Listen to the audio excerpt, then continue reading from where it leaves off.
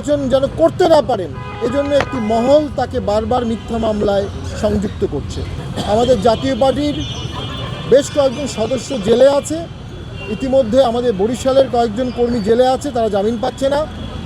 আমাদের অত্যন্ত জনপ্রিয় এমপি গোলাম কিবরিয়া টিপু উনি জেলে আছেন, ওনার অনেকবার জামিন হওয়ার পরও ওনাকে আবার জেল গেটে নতুন মামলা দেওয়া হচ্ছে। উনি নির্বাচন যেন করতে না পারেন এজন্য একটি মহল তাকে বারবার মিথ্যা মামলায় সংযুক্ত করছে। কেন্দ্রীয় ভাইস চেয়ারম্যান সেলিম সাহেব উনি জেলে আছেন দীর্ঘদিন কোনো সুনির্দিষ্ট অভিযোগ ছাড়া। আমরা এই প্রেক্ষাপটে নির্বাচন কমিশনের কাছে সুনির্দিষ্ট কিছু প্রস্তাব রাখব। প্রথম, আপনারা প্রশাসনের নিয়ন্ত্রণ নিন। দ্বিতীয়, প্রশাসনকে নিরপেক্ষ করুন। তৃতীয়, জাতীয় পার্টির যারা বিনা বিচারে অন্যায়ভাবে জেলে আছে এবং অন্যান্য দলের সকলের জামিনের ব্যবস্থা করুন। চতুর্থ, তফসিল পিরিয়ডে কোনো অবস্থাতেই কোনো ব্যক্তিকে অ্যারেস্ট যেন করা না হয়, কোনো প্রার্থী বা তার সমর্থককে। এ বিষয়ে সুনির্দিষ্ট কিছু আইনি ধারা আছে এবং যে মামলাগুলো মিথ্যা মামলা করা হয়েছে একটি আইন পরিবর্তন করা হয়েছে, চার্জশিটের আগেই মামলা থেকে বাতিল করে বাদ দেওয়া যাবে।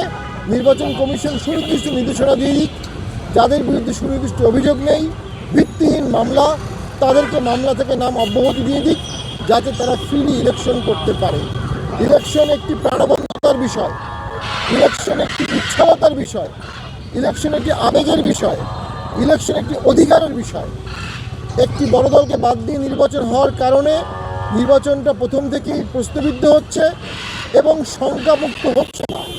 এর সাথে সরকার এবং নির্বাচন কমিশন বাকি যে ফ্যাক্টরগুলো আছে, মামলা থেকে মানুষকে রেহাই দেয়া, প্রশাসনকে শক্তিশালী করা, এগুলো যদি করতে না পারে তাহলে একটি ভজঘট নির্বাচন হতে পারে, একটি দুর্বল ম্যান্ডেটের নির্বাচন হতে পারে এবং রাজনৈতিক সমাধান না হয়ে ভবিষ্যৎ নির্বাচন রাজনৈতিক সংকটের কারণ হতে পারে। আমরা জাতীয় পার্টির তরফ থেকে আহ্বান জানাবো, ভবিষ্যৎ নির্বাচন যেন রাজনৈতিক সংকটের দিকে দেশকে নিয়ে না যায়, রাজনৈতিক সংকট সমাধানের দিকে নিয়ে যায়।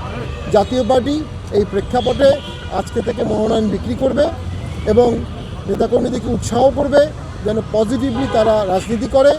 জাতীয় পার্টি একটা পজিটিভ রাজনীতি করেছে, 9 বার ভোট করেছে। জাতীয় পার্টি সরকারে ছিল, বিরোধী দলে ছিল, তৃতীয় দলে ছিল।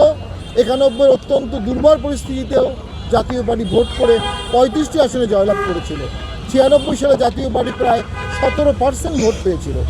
আমরা ভোটমুখী দল, আমাদের নেতাকর্মী ভোট করতে আগ্রহ, তবে আমাদের যদি নেতাকর্মীদের নিরাপত্তা সরকার এবং নির্বাচন কমিশন দিতে না পারে তাহলে আমরা আমাদের সিদ্ধান্ত পুনর্বিবেচনা করব।